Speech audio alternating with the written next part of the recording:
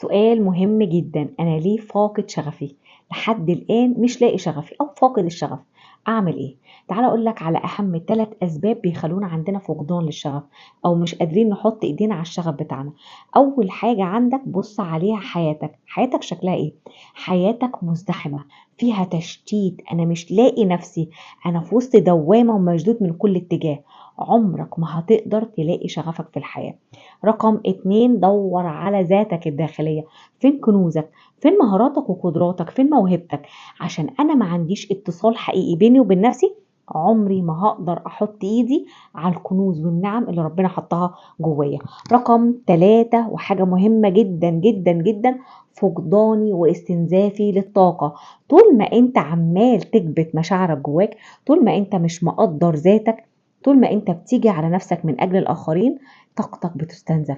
هيجي عليك وقت حقيقي هتلاقي الحياة بالنسبة لك، انا فاقد الحياة، فاقد شغفي، مش لاقي حاجة حلوة في الحياة اعيش ليها. خلي وقت بتاعك انت، خلي وقت ده طاقتي انا احافظ عليها، مش كل حاجة الناس الناس الناس الناس. انت فين؟ حب نفسك. لو انت ما قدرتش تحب نفسك محدش هيحبك. لازم تطلع الاستحقاق الداخلي جواك. ابدأ حط ايدك على المشاكل دي وابدأ ركز ازاي احلها، ازاي يكون عندي وقت بتاعي انا وذاتي بس، وقت هدوء، وقت تأمل في الحياة، في اللحظة اللي انا نفسي اوصل لها. ابدأ حط اهدافك، لازم يكون عندي اهداف في الحياة.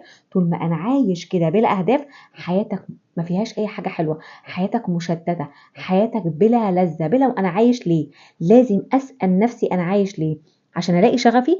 اسأل نفسك أهم سؤال، إيه الحاجة اللي أنا بحبها وبحب أشتغل فيها وبقعد وقت طويل فيها ومش بحس بأي وقت؟